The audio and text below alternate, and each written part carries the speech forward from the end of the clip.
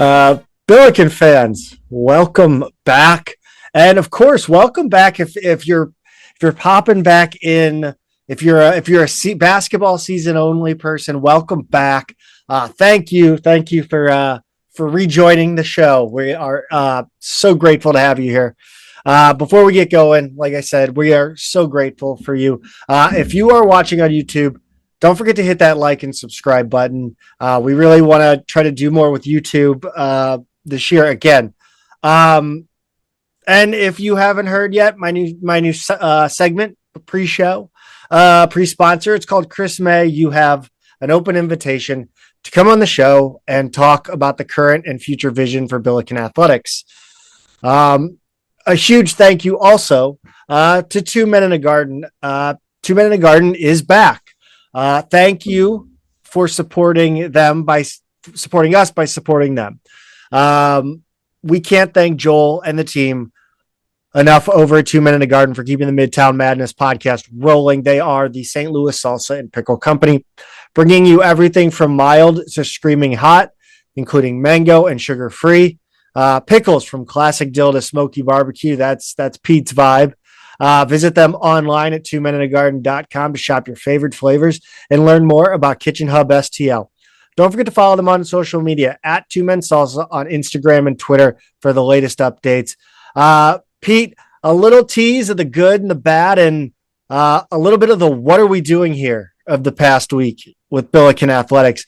The good, Pete, we have live regular season basketball in less than 24 hours. It has not set in yet, Zach. It really has not. I know it to be a fact, but like the feeling, I'm super excited. It's just the reality. We're going to talk about it. I can't wait.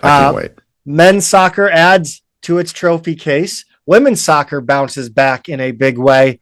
Women's cross country, if you stick around, they deserve it. They notched their highest A10 championships performance, and they brought home some hardware in the process. The bad, Pete, anyone other than soccer this week. It was a tough week. And the what are we doing here? The reversal on the theme night for season ticket holders. And you know, we're going to talk about that. I think it's a great thing. We got to talk about it. Also, I wanted to follow up, Pete, on that Brickin' for Chicken. Dude, just please, if you're just hearing this on Monday and you happen to be involved, just do this promotion. It is the ideal scenario for you and the sponsor. I promise you. Fans love it. Let's get into it. Let's not delay any longer. It's here. It is here, Zach. The season is finally here. Basketball season, men's and women's, they both start as you listen to our voices tonight, as we're recording tomorrow night, Monday, November 3rd. And we've got a lot of preview to talk about for these games, Zach. Yeah, we do. Let's talk first about some roster update. Cam Hutson, there's sounds like he will not redshirt. That's interesting. It is interesting, given that a couple weeks ago, it sounded like he had a pretty serious shoulder injury. And the choice was to shut it down and go with surgery and probably take a medical red shirt, or to play through it and try and go with like physical rehab, throughout the season. And it sounds like he has opted for the latter and that he's going to be active this season. Which, yeah, Zach, it just kind of surprised me. Like when you hear the injury news and it's a freshman and you hear some guys are probably going to redshirt, you go, well, that seems like a pretty natural one to me. Yeah, I don't know. It's rare. It is ultra rare, I think, in this, in kind of the NIL rev share. I don't know the new era. I just really want to stop qualifying it with like the NIL and can we come up with a name? To encompass all of it. Yes, please. Yeah. But I mean, it's rare. I think, we talked about how Schertz has 3 red shirts, and that's funny to say. But it's rare today to have 1 red shirt, let alone 3. But it's also like, I don't know, dude. I don't know why am I surprised at this. I don't know. I mean, I guess I don't. Like that just seems like a weird thing to do to like to not redshirt, and he's not at 100%. I don't get it. Yeah, I would really love to have heard the kind of like pros and cons for each of these guys. And I'm talking about Anya along with Diakite and Lachkowski. Diakite is no surprise. He was the 15th guy, was never expected to play a big role. He was kind of like the bonus player on the roster, and they like him. You know, they really do like him. They think he's got some potential. But I just didn't think he was going to be a factor this year. Whereas another freshman big, Jax Kerr, seems to be ahead of schedule. They really like him. He seems to be the heir apparent for Robbie if he sticks around and stays the course and all that kind of stuff. And that's the thing, because everybody we bring in, or anybody brings in it, we're talking about if they stick around, stick around. And so it's super interesting for a guy like Cam Hutson, who could go and save a year, and if he knows he's injured, like why I don't know. So the thing, I started to get a little nervous, Zach, when we got to 3 red shirts, because I was like, I don't think I would want 4, and then Warlick's that 11th guy, and you've got this rotation of 10, and we're seeing it in quotes from both players and coaches lately. Like, we have a true 5 and 5. We go 10 deep. We're committed to this, rotation. Even if Kerr, for example, is getting, number 10 minutes out of all of those, shorter than the other 9 guys. It's still like I would get a little nervous about injuries and like you can always burn a red shirt and one of the freshmen can pop into service if he has to, but something about only having 11 active roster players that was starting to make me a little nervous. So I'm a little more comfortable at 12. I got to say. I just always worry about injuries, but I mean, hey, we got 12 guys, and then Anya's with a red shirt, and I think any of those 3 that are red shirts if they need to take the red shirt off, like I think I trust any of them. Yeah, I think with Lachkowski, the thing. In that Bradley scrimmage, right? We got a few of those clips from Earl, and it's clear he has all of the mechanics and ability and all of it, whatever you want to call it, to be a like a high level Division I sharpshooter. He's tall, he's taller than Jimerson was. Just a good size player who can fit that role. So he has an elite skill. He's ready to go in that way. But I bet there's probably going to be an adjustment in terms of the speed and physicality. That's probably, it's not the worst thing to kind of go hard and practice for a year before you make your debut and just adjust to that. So I can understand from that standpoint.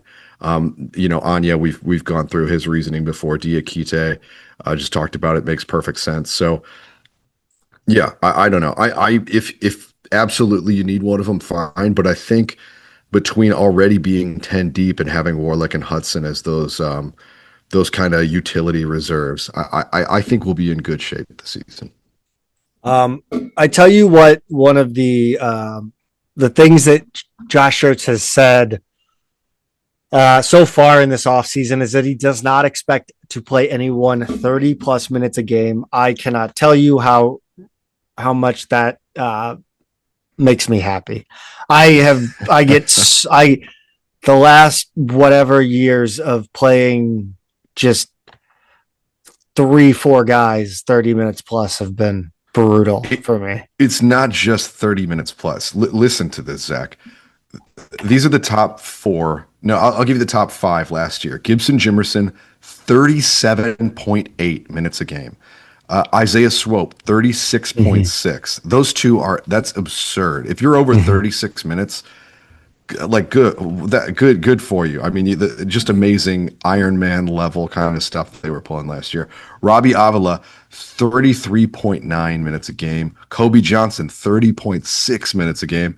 And Kalu Anya was just under at 27.9 minutes per game before you get down, work your way down the rest of the bench. But a lot of the guys under that, Thames only played 17 games. Hughes only played 7 games.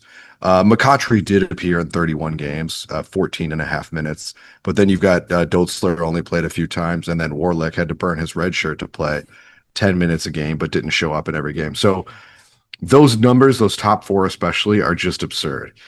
And the fact that, Avila's the only returner out of there, right? So he's going to go from 34 minutes a game down to presumably under 30. That's I think for him, that's good, right? I mean, it seems good for everybody. It's not like everybody's going to play a flat 20 minutes a game. God, that would be hilarious if he's like amazing. on the dot.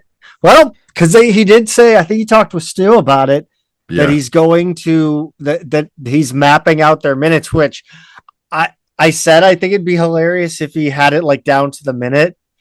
Yeah. But like also if him saying that he has substitutions mapped out kind of makes me nervous because I don't like the rigidity of that as a strategy. That's it's right. Kind of the same thing that got me with the shooting, the taking only 3-pointers or layups. Right. Like it's the same kind of rigidity that really just bothered me. Sometimes you have a guy who's 12 feet from the rim and in rhythm and wide open. But sometimes there's 2 seconds on the shot clock. Yeah. It's not worth trying to kick it out. You might as well just take the shot. At least you miss 99% of the shots you don't take. That's right. That's a Zach Miller quote. That is an original Zach Miller quote. So I agree with you on that point, Zach. There is something a little that makes you a little nervous about it. Like these guys, they love numbers. They love to really dig in and get really super analytical and dorky with this stuff. But like sometimes you gotta, I'm sure they're gonna adjust. Like one of the things that we've always said is they have the ability to go with different starting lineups. Like we're kind of getting it close to, what that probably, like I would guess tomorrow against SEMO, and we'll get into it, is probably going to be something resembling the top starting lineup. But as the non-conference schedule goes on, there's going to be probably some different lineups that make sense against different teams. You don't need to start all your biggest guys against Principia, for example. No, I mean, not particularly. So I think we have that ability. So I'm really gonna be curious to see how he does that. Like, are we gonna see the starting lineup change based on size or style of opponent? And will he still be able to kind of adhere to what he has in mind for substitution patterns? Do you want to play a little game? Sure. Who on the 11-12 Billikens was the only player to log over 30 minutes a game? The fact that you're asking me means it's not obvious. Is it McCall? You overthought that so hard. It's Kwame. Oh, okay. All right. Yeah, sure. I know. Kwame is literally the first guy that came to mind. Yes, but I thought, yeah, okay. You really overthought my headspace. Yeah, okay. Like I wanted to go back because I think we romanticize those teams, so much, and I wanted to see what that rotation looked like, and it was 9 deep. It was 9 deep. Sure. And then Jake Barnett was a kind of a spark plug on that team. But yeah, I just thought it was interesting. I wanted to compare the idea of it's going to be reminiscent, at least the substitutions, the depth, hopefully reminiscent, maybe not the ceiling, but I think this team's going to be good. So that's the first team that came to mind for you as being deep, right? Like that. Yeah. That's interesting. No, I guess now that you think of it, like the 2012 team probably was a bit deeper than the next two. I don't think they went as far down the bench as regularly. Well, that probably has to do with coaching. Yeah, sure. Or not coaching. We'll call it game management philosophies. Sure. Yeah, absolutely. Absolutely. They only went 660. Only six players had over 20 minutes a game. In 2012. Yeah, 2012, Yeah. 2013. Yeah, I pulled this up right now. So yeah, you're right. Mitchell 31-4, Conklin 29-4, and then yeah, big drop until Evans at 25. Yeah, those teams were very short. Yeah. But they didn't good, play good a comparison. lot. They didn't play a lot of minutes though. It really was spread around. Mm-hmm. It's odd they didn't have like a deep rotation, but they apparently could. I don't know. It's weird to see the minutes. I don't know. I thought they'd be higher if they only went 6 deep, but they do have guys that so like a deeper bench, if that makes sense. You know what's funny is when you flip to 2013, they have more guys who played double-digit minutes. Yes, that's what I'm trying to get at. Thank you. But there's also more guys that played, like the top 5 all played over 26 minutes a game. Mm-hmm. Mitchell played over 30 again. But yeah, more guys played double-digit minutes the next year. That was what I was kind of saying. They went, you could actually like if you look at 2013, and that might be something along the lines of what we see this season. Like 2011, 2012. No, I'm looking at 2012, 2013, where the top guy averages right at 30 minutes a game, and the bottom's at 12. Yeah, kind of a gradient between the two.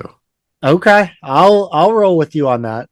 Which is not to say I think that was like better or the way to do it or a better team or anything like that. It's just kind of you're looking at the personnel.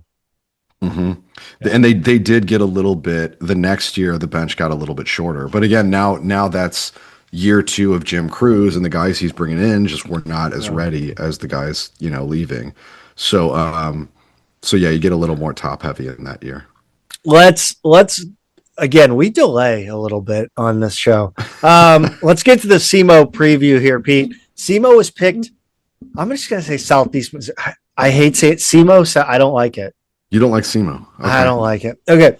I noticed that people not from the region don't know what SEMO is. Yeah.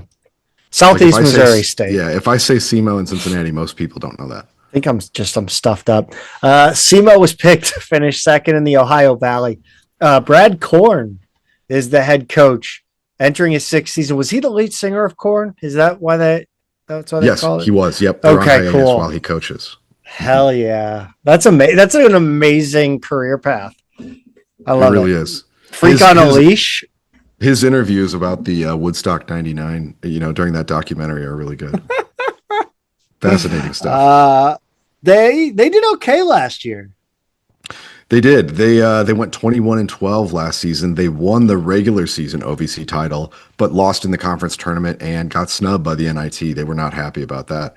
The top 2 players last year transferred out. Rob Martin, who you might remember from CBC if you follow local hoops, is at High Point for his final season.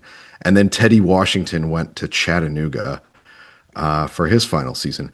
But Zach, Southeast Missouri State returns the number 3 through 6 guys, so they actually return a pretty good part of their core from last season, which makes them, in my opinion, a little bit dangerous. I guess I could go by Red Hawks. That's another way to do it. There we go. Pete, I want to try something new as we get into the Red Hawks here. Of course, SEMO is a regional program, and over the years, we understand this to be true. There's always been one guy on these teams that not necessarily comes out of nowhere to be a Billiken killer, but nonetheless gives the Billikens major headaches. Who on this list do you see? Who are you putting on Billiken Killer Watch? I think it's going to be one of these top 3 guys. Billiken Killers a lot of times tend to be the guys who are from the St. Louis area or the region and didn't either get recruited by SLU or end up at SLU. I do still think that Brendan Terry is the toughest matchup for us. But if I want to go like full, narrative Billiken Killer, I guess I'll go with Braxton Stacker. Like he's a familiar name to local hoops fans. He's a 6'5" wing from Cardinal Ritter. He originally went over to Murray State for his freshman year, but then transferred to SEMO where he spent the past two seasons. It's funny. When I went to look at his profile on SEMO, on the Redhawks website, redhawks.com, it said transferred from former Ohio Valley Conference member Murray State, which I just thought was a weird way to describe where Murray State stood in the landscape of athletics. I thought that was odd. They hopped to the other valley. But the reason I would pick him is because last season he shot 41% from three. And so he's just the kind of guy who, it's not going to be every night. It's not going to be even half of nights, but every once in a while, he's just going to go off from three. So I'd probably pick him. But and it's going to be against SLU. It's always against SLU. That's right. That's absolutely right. There are plenty of names over the years that we could go through. Tyler Ralphs. Yeah. Screw you. Kent Williams and on and on and on. I love Tyler Ralphs, by the way. By the way, Tyler Ralphs, he ended up, we ended up feuding a little bit when Twitter started to become a bigger. Sure. So that he was a super chill guy about the whole. It was a big little back and forth. So props to him. Anyway, you can continue. Sorry. Would you make another pick, Zach, or would he be the same one that you would be looking for to kind of have an unusually hot night? It'll be a BJ Ward because he's local and he'll come out of nowhere.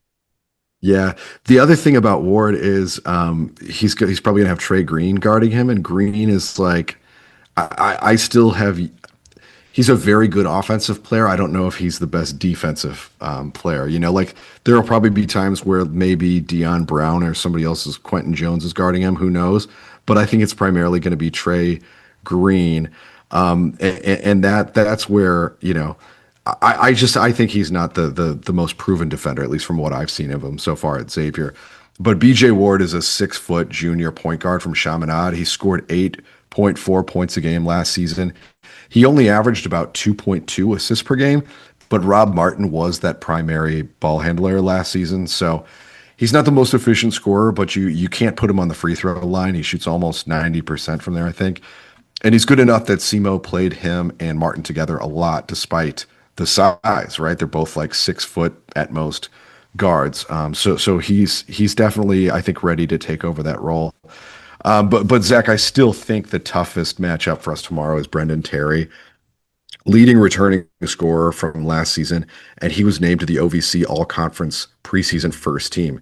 6'7", 220, he's a senior forward, and he just wants to score at the rim. He scored 11.2 points a game last season on 65.3% shooting. But again, that's all inside. He just wants to attack. He wants transition, wants to go to the rim. He took 1 3-pointer last season and he made it. So it's just not really part of his game. They call that the Agbeko. It's fantastic. I love when it happens. I love when it's if you're shooting 100%, you're not shooting enough. Otherwise, Zach, they've got Trey Cole. He's a 6'4" guard. He averaged about 6 and 3 last season.